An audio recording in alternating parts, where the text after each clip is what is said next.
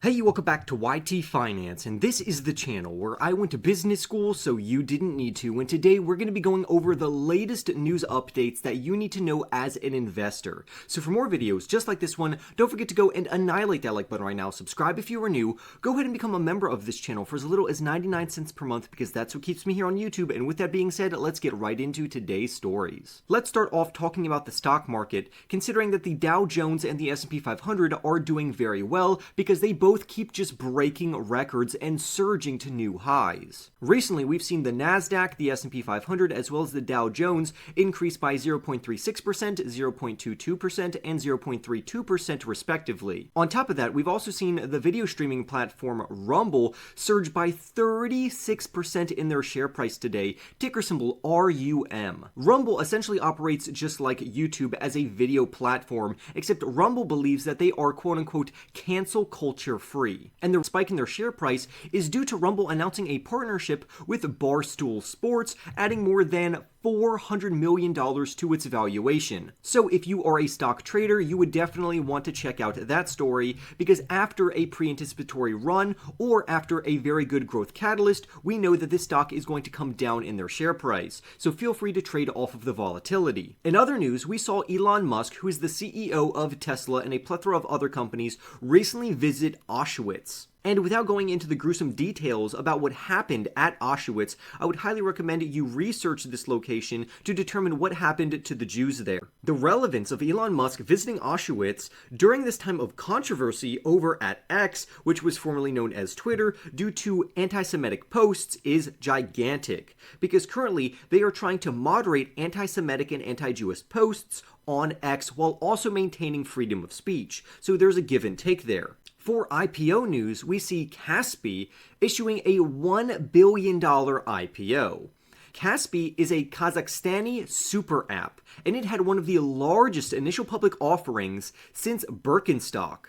They raised $1 billion and notched a $17.5 billion market cap on its Nasdaq debut. This is the third largest company to go public through an IPO since 2020, behind chip designer ARM and a Johnson & Johnson spinoff. However, as of right now, their ticker symbol KSPI and their share price is down around 0.18% by falling just 0.5% recently. But what does this super app actually do? Well, they're actually a fintech giant, and they're very similar to China's WeChat because they serve both consumers as well as merchants with services like banking, buy now, pay later lending, online grocery shopping, and tax filing. Essentially, this is a fintech company that has a digital app very reminiscent of SoFi Technologies, except SoFi is local to the United States, while this other super app is Kazakhstani from Kazakhstan. However, for me personally, I do not think they deserve a $17.5 billion market cap, and here's why. This company said that they have 13.5 million customers,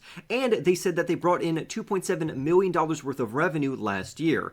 However, for me, I do not think this justifies a $17.5 billion market cap, even if we discount their share price according to their current growth rates. But with that being said, I just wanted to make you aware of this initial public offering and IPO news, considering the best stocks that are becoming publicly traded. So if you want to invest into a foreign fintech company, feel free to look further into this company. However, I personally will not be investing into this company. I would much rather invest into a company like SoFi Technologies or Ally Financial. I would also rather invest into Mercado Libre over this company, and their ticker symbol is MELI, ticker name MELI, because they are also a very successful foreign fintech company, and I think the sky is the limit for that company, so feel free to look into Mercado Libre. Next up, we have Verizon stock, which recently surged due to their Q4 sales, which topped estimates. If you didn't know, Verizon, ticker symbol VZ, is a telecommunications company, and they are currently up around 5.17% right now with a share price of $41.63. The reason for the momentum in their share price is not only that they beat estimates, but their forecasts regarding strong growth in their wireless unit was also extremely impressive. Regarding their financials, Verizon earned an adjusted $1.08 per share, even though their revenue declined by 0.6% year over year to $35.1 billion. So it's really good to see how Verizon is doing pretty well right now, to where their CEO even said the following: "After delivering continuous improvement throughout 2023, we ended the year strong and continue to pursue the right balance of growth and profitability." He goes on to say, 2023 was a year of change. We have the right assets and the best team in place and are well positioned for growth in 2024, end quote. So looking ahead into 2024, Verizon expects their wireless service revenue to grow between 2 and 3.5%, which is pretty good considering that they are already a massive company. Verizon's success has also rubbed off on other telecommunication giants such as AT&T and T-Mobile, which both increased in their share price recently. Over in AI and technology news, we see Microsoft, which is one of my all-time favorite stocks, gaining some more momentum. According to a recent survey, 68% of institutions are planning to adopt Microsoft's generative AI solutions at some point over the next year. This caused an analyst to increase the price target on Microsoft from $415 up to $450 due to the tech giant's generative AI products. On top of that, Microsoft is slated to report their fiscal second quarter results on January 30th with a consensus estimate that they will bring in an earnings per share of $2.76 per share and $61.05 billion worth of revenue. So I am very excited for this because I am a longtime investor in Microsoft and I think it's a fantastic company, and I would encourage you to look further into this company as well. Next up, we have the Texas-based home builder named D.R. Horton stock, which is slumping in their share price after they released earnings. Ticker symbol DHI, which I personally hold in my portfolio, recently lowered by 5% in their share price. Now, what's interesting is that during the winter season or the colder months, it's normal to see home buying slump in this regard. What's also interesting is that this company brought in $2.82 per share,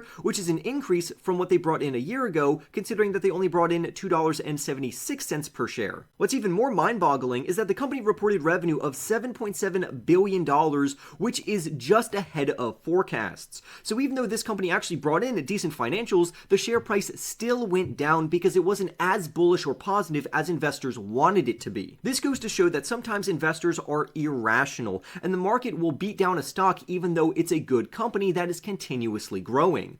So despite this company bringing in pretty good financials, the share price still went down after their earnings report. The company also issued their full year guidance to where now they believe that their revenue will come in between $36 billion and $37.3 billion, with a consensus of $36.64 billion.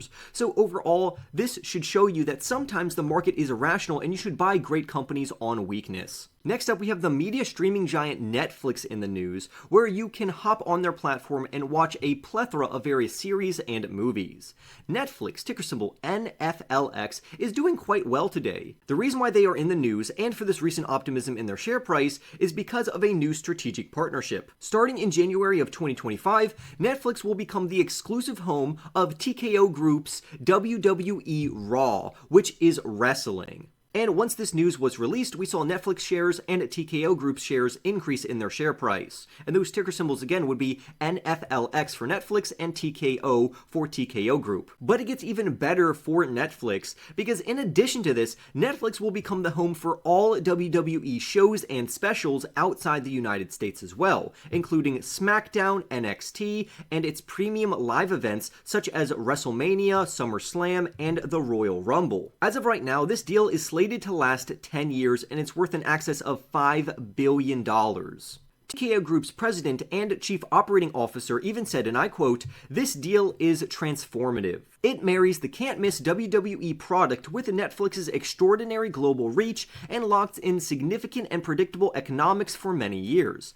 Our partnership fundamentally alters and strengthens the media landscape, dramatically expands the reach of WWE, and brings weekly live appointment viewing to Netflix," end quote. The chief content officer over at Netflix responded to this by saying, "We are excited to have WWE Raw and its huge and passionate multi-generational fan base on Netflix." He goes on to say, "By combining our reach, recommendations, and fandom with WWE, we'll be able to deliver more joy and value for their audiences and our members." This is why the share price of TKO Group rose by more than 19%, while Netflix increased in their share price by 2%. You should also know that Netflix is rapidly marching towards their earnings report, and we will talk more about that later. In regards to defensive contractors, we got a lot of good news. Defensive companies are rolling out their earnings this week, and investors are holding their breath considering that there has been a lot of conflict worldwide over the last few months. Right now, let's quickly talk about one of my favorite stocks, which is Lockheed Martin, which is a defensive contractor.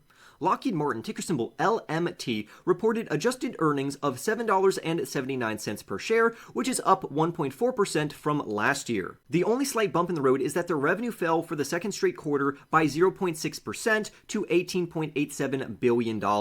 However, what's interesting is that FactSet analysts expected a 6.4% decline in their earnings per share, so they projected a $7.29 EPS, while the company actually brought in $7.79. In a similar vein, FactSet analysts saw a decrease of 5.5% in sales to $17.96 billion, even though Lockheed actually brought in $18.87 billion.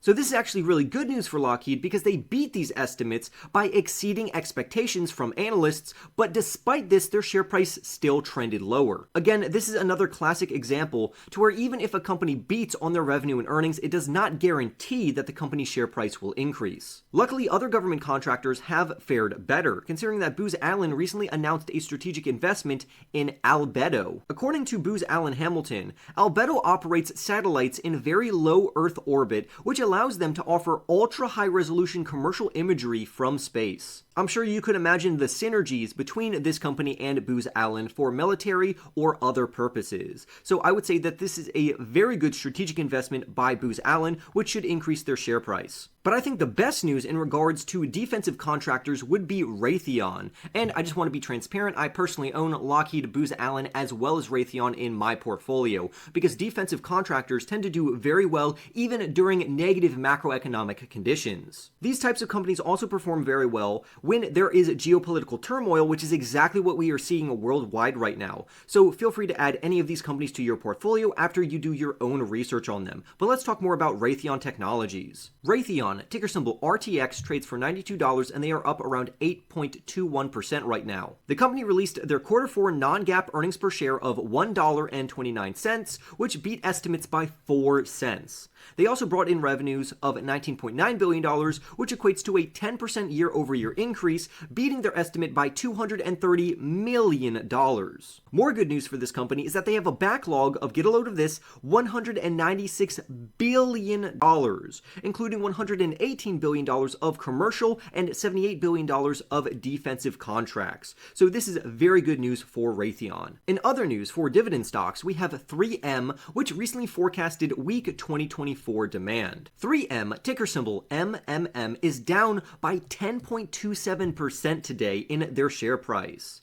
The reason for this is that they forecasted full-year earnings below Wall Street estimates. The company's main problem is weak demand for their products right now, considering a high interest rate and inflationary environment. This is dampening the demand for their non-essential big-ticket purchases, such as 3M's electronic business that makes displays for smartphones and tablets. A UBS analyst even commented by saying, "The 2024 outlook disappoints on margins, including both the expected restructuring savings and the underlying operating margins of the business." End quote. Therefore, 3M has a relatively gloomy forecast for the year of 2024. We also have to remember that 3M is dealing with 2 major blows to their overall public image. The first problem was their lawsuits related to their combat arms earplugs, and their second one involves water pollution, which is tied to Forever Chemical. So clearly, these are not good updates for this company. Overall, the company expects 2024 profit between $9.35 and $9.75 per share, with analysts having an estimate of $9.81 for the entire year of 2024. This means that this company's guidance is lower than Wall Street's estimates, which is not what investors want to see, and that's why their share price is headed downwards. However, if you are a dividend investor, this is a very strong dividend company, and I would highly recommend you look into this company because if they rebound, you could have a huge payday. But 3M is not the only one decreasing in their share price today. We also have GE stock, which is tumbling after their earnings. Even though General Electric reported better than expected fourth quarter earnings,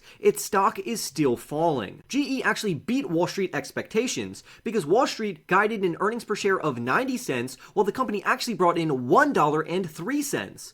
In a similar vein, the company was expected to bring in $17.2 billion of revenue, but they actually brought in $18.5 billion.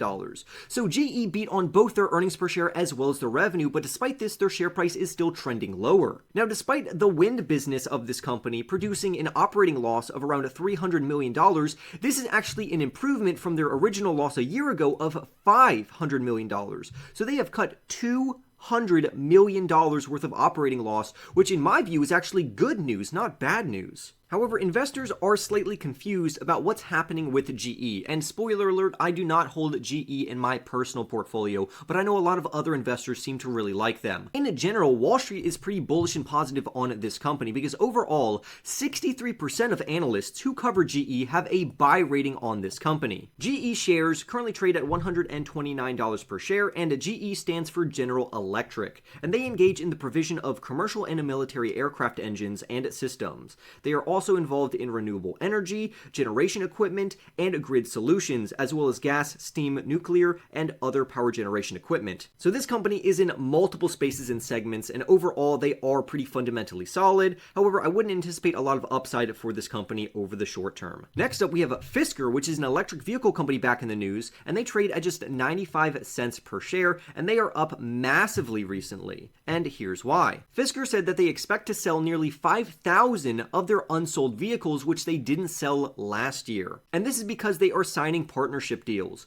More than 100 dealers in the United States, Canada, and Europe have expressed interest in becoming a Fisker dealer to sell their SUV. Fisker produced approximately 10,000 vehicles in 2023, however they only delivered 4,700 units. So it's very good to see Fisker actually selling vehicles across the United States, Canada, and Europe instead of them overproducing vehicles. In my opinion, Fisker is a very risky electric vehicle company, but I will continue to keep you updated if more news stories come out about this company. Speaking about stocks that are surging, we saw Sensus Healthcare surge by 28% recently. Sensus Healthcare, ticker symbol SRT, said they expect their Q4 results to come in at $12 million worth of revenue, which crushes analysts' expectations of $7.6 million, and this got investors excited, causing their share price to surge by 22.2%. On top of that, they see their entire 2023 revenue exceeding $23 million, which also beats analysts' forecasts of $19.3 million.